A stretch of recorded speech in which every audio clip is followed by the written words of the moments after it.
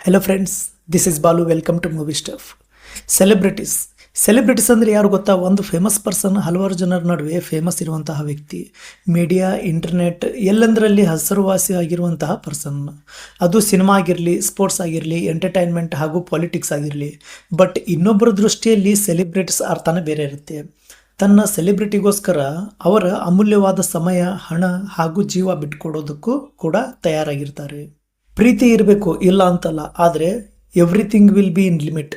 ನಾನು ಈ ಮಾತು ಯಾಕೆ ಹೇಳ್ತಾ ಇದ್ದೀನಿ ಅಂದರೆ, Hollywood famous heroine Shilpa Shetty ಅವರ ಹೋಟೆಲ್ ಮುಂದೆ ಬೆಳಗ್ಗೆನೆ ಕಿಲೋಮೀಟರ್ ತನಕ ಜನ ತಮ್ಮ ಕೆಲಸ ಬಗ್ಗಿಸಿ ಎಲ್ಲ ಬಿಟ್ಟು ನಿಂತ ಈ ವಿಡಿಯೋ ತುಂಬ ವೈರಲ್ ಆಗಿದೆ. ಇದಕ್ಕೆ ಕಾರಣ ಏನು, ಇವರೆಲ್ಲ ಹಾಗೆ ಯಾಕೆ ನಿಂತಿದ್ದಾರೆ ಅಂತ ಪೂರ್ತಿಯಾಗಿ ಹೇಳ್ತೀನಿ. ಸೊ ಈ ಇಂಟ್ರೆಸ್ಟಿಂಗ್ ಆಗಿರೋ ವಿಡಿಯೋನ ಪೂರ್ತಿಯಾಗಿ ನೋಡಿ. ಹಾಗೆ ಇಷ್ಟ ಆದರೆ ಲೈಕ್ ಮಾಡಿ.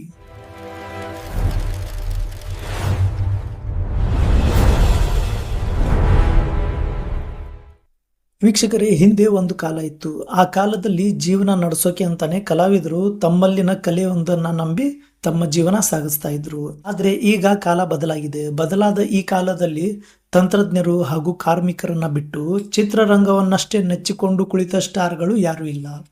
ಎಲ್ಲರೂ ಒಂದಲ್ಲ ಒಂದು ಕಡೆ ತಮ್ಮ ದುಡ್ಡು ಇನ್ವೆಸ್ಟ್ ಮಾಡಿದ್ದಾರೆ. ಸಂಪಾದನೆಯ ಮಾರ್ಗ ಕೂಡ ಹುಡುಕಿಕೊಂಡಿದ್ದಾರೆ.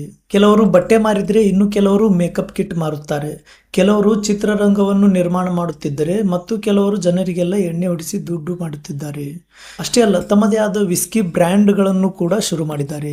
ಮತ್ತೆ ಇನ್ನು ಕೆಲವರಂತೂ ರಿಯಲ್ ಎಸ್ಟೇಟ್ನಲ್ಲಿ ಹಣ ಹೂಡಿದ್ದಾರೆ, ಹೋಟೆಲ್ ಉದ್ಯಮಕ್ಕೆ ಪಾದಾರ್ಪಣೆ ಮಾಡಿದ್ದಾರೆ. ಸೊ ಇದೇ ಥರ ಬಾಲಿವುಡ್ ನಟಿಯಾದ ಶಿಲ್ಪಾ ಶೆಟ್ಟಿ ಅವರು ಕೂಡ ಒಬ್ಬರು. ವೀಕ್ಷಕರೇ, ಶಿಲ್ಪಾ ಶೆಟ್ಟಿ ಅವರು ಕೇವಲ 1 ಅಥವಾ 2 ಹೋಟೆಲ್ಗಳು ಅಷ್ಟೇ ಹೊಂದಿಲ್ಲ. ಅವರ ಬಿಸ್ನೆಸ್ ಕೇಳಿದರೆ ನೀವು ಕೂಡ ಪಕ್ಕಾ ಶಾಕ್ ಆಗ್ತೀರಾ. ಶಿಲ್ಪಾ ಶೆಟ್ಟಿ ಒಡೆತನದ ಬಾಸ್ಟಿಯನ್ ರೆಸ್ಟೋರೆಂಟ್ಗಳು ದೇಶದ ನಾನಾ ಭಾಗದಲ್ಲಿವೆ.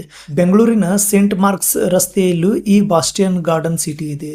ಗೋವಾದಲ್ಲಿ ಕೂಡ ಇದೆ. ಇನ್ನು ಮುಂಬೈನಲ್ಲಿ ಕೇವಲ 1 ರೆಸ್ಟೋರೆಂಟ್ ಮಾತ್ರ ಅಲ್ಲ, ಬೇರೆ ಬೇರೆ ಹೆಸರಿನಲ್ಲಿ 6 ರೆಸ್ಟೋರೆಂಟ್ಗಳನ್ನು ರಂಜಿತ್ ಬಿಂದ್ರಾ ಅವರ ಜೊತೆ ಸೇರಿ ಶಿಲ್ಪಾ ಶೆಟ್ಟಿ ಪ್ರಾರಂಭ ಮಾಡಿದ್ದಾರೆ.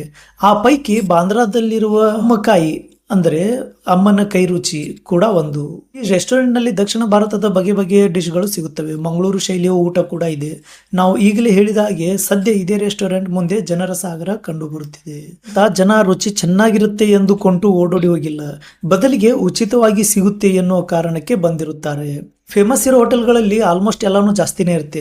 ಅಂಥದ್ರಲ್ಲಿ ಫ್ರೀನಾ ಅಂತ ಶಾಕ್ ಆಗಬೇಡಿ. ಇದ್ರ ಹಿಂದೆ ಕೂಡ ಒಂದು ಇಂಟೆನ್ಷನ್ ಅಥವಾ ಟ್ವಿಸ್ಟ್ ಇದ್ದೇ ಇರುತ್ತೆ. ಎಕ್ಸಾಕ್ಟ್ಲಿ ಆಗಿದ್ದೇನಪ್ಪಾ ಅಂದ್ರೆ, ಮೊನ್ನೆ ಗಣರಾಜ್ಯೋತ್ಸವದ ಪ್ರಯುಕ್ತ ಉಚಿತ ಉಪಹಾರ ನೀಡುವುದಾಗಿ ಅಮ್ಮಕಾಯಿ ರೆಸ್ಟೋರೆಂಟ್ ಘೋಷಿಸಿತ್ತು.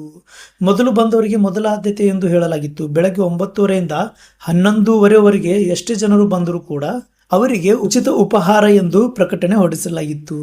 ಬೆಳಗ್ಗೆ 7ಕ್ಕೆ ಬಂದು ಬಾಂದ್ರಾದಲ್ಲಿರುವ ರೆಸ್ಟೋರೆಂಟ್ ಎದುರು ಕ್ಯೂನಲ್ಲಿ ನಿಂತಿರುವ ಜನರು ಸದ್ಯ ಅಮ್ಮಕಾಯಿ ರೆಸ್ಟೋರೆಂಟ್ ಹೊರಗಡೆ ಜನ ನಿಂತಿರುವ ವಿಡಿಯೋ ಸೋಷಿಯಲ್ ಮೀಡಿಯಾದಲ್ಲಿ ವೈರಲ್ ಆಗಿತ್ತು. ವೀಕ್ಷಕರೇ, ಇದರಲ್ಲಿ ಇನ್ನೊಂದು ವಿಶೇಷತೆ ಏನಪ್ಪಾ ಅಂದರೆ, ಇಲ್ಲಿ ಕ್ಯೂ ನಿಂತವರು ಕೂಡ ಸಾಮಾನ್ಯ ಜನರಲ್ಲ. ಅಂದರೆ ಆರ್ಥಿಕವಾಗಿ ಎಕನಾಮಿಕಲಿ ಸ್ಟ್ರಾಂಗ್ ಇರೋ ಜನ ಕೂಡ ಇಲ್ಲಿ ಕ್ಯೂನಲ್ಲಿ ನಿಂತಿದ್ರು. ಐಷಾರಾಮಿ ಏರಿಯಾದಲ್ಲಿ ವಾಸಿಸುತ್ತಿದ್ದ ಜನರು ಕೂಡ ಇಲ್ಲಿ ಕ್ಯೂನಲ್ಲಿ ನಿಂತಿದ್ರು. ನ್ಯೂಸ್ ಕೂಡ ಮಾಧ್ಯಮಗಳಲ್ಲಿ ವರದಿ ಮಾಡಲಾಗಿದೆ. ಇದರ ಅರ್ಥ ನಮ್ಮ ದೇಶದಲ್ಲಿ ಉಚಿತ ಅಂದರೆ ಎಷ್ಟರ ಮಟ್ಟಿಗೆ ಮನಸ್ಥಿತಿ ಬೆಳೆದಿದೆ ಎಂಬುದು ಇಲ್ಲಿ ಗೊತ್ತಾಗುತ್ತದೆ. ಈ ವಿಡಿಯೋ ವೈರಲ್ ಆದ ಮೇಲೆ ಅನೇಕ ಜನರು ತಮ್ಮ ಬೇರೆ ಬೇರೆ ರೀತಿಯಲ್ಲಿ ಇಚ್ಛೆಯನ್ನು ಹೇಳಲು ಪ್ರಾರಂಭ ಮಾಡಿದ್ದಾರೆ. ಕೆಲವರು ಉಚಿತ ಊಟ ಸ್ವೀಕರಿಸುವವರ ಕುರಿತು ಅಪಹಾಸ್ಯ ಮಾಡುವುದು ಸರಿಯಲ್ಲ ಎಂಬ ಮಾತು ಮಾತಾಡಿದರೆ, ಇನ್ನು ಕೆಲವರು ಈ ತರಹದ ಸನ್ನಿವೇಶಗಳು ಸಮಾಜದ ಮೇಲೆ ಮತ್ತು ಹೊಸ ಪೀಳಿಗೆಗಳ ಮೇಲೆ ಪರಿಣಾಮ ಬೀರುತ್ತವೆ ಎಂದು ತಮ್ಮ ಅಭಿಪ್ರಾಯ ಹೇಳುತ್ತಿದ್ದಾರೆ. ಇನ್ನು ಕೆಲವರು ನಮ್ಮ ದೇಶದ ಕತೆ ಇಷ್ಟೇ ಎಂದು ಚರ್ಚೆ ಮಾಡುತ್ತಿದ್ದು, ಮತದಾನ ಮಾಡಲು ಸರತಿ ಸಾಲಿನಲ್ಲಿ ನಿಲ್ಲದ ಇವರೆಲ್ಲ ಪುಕ್ಸಟ್ಟೆ ಊಟ ತಿನ್ನಲು ಮಾತ್ರ ಬಂದು ಬಿಡುತ್ತಾರೆ ಎಂಬ ಮಾತು ಕೂಡ ಸೋಷಿಯಲ್ ಮೀಡಿಯಾದಲ್ಲಿ ಕೇಳಿ ಬರುತ್ತಿದೆ. ವೀಕ್ಷಕರೇ, ಇದನ್ನೆಲ್ಲ ನೋಡಿ ನಿಮಗೇನು ಅನ್ಸುತ್ತೆ ಅಂತ ಕಾಮೆಂಟ್ ಮಾಡಿ ಹೇಳಿ. ಹಾಗೆ ನಮ್ಮ ಚಾನೆಲ್ಗೆ ಇನ್ನೂ ಸಬ್ಸ್ಕ್ರೈಬ್ ಮಾಡಿಲ್ಲ ಅಂದರೆ ಈಗಲೇ ಸಬ್ಸ್ಕ್ರೈಬ್ ಮಾಡಿ. ಸೊ ನಾವು ಮತ್ತೆ ಸಿಗೋಣ ಮುಂದಿನ ವಿಶೇಷ ವಿಡಿಯೋದಲ್ಲಿ. Thank you.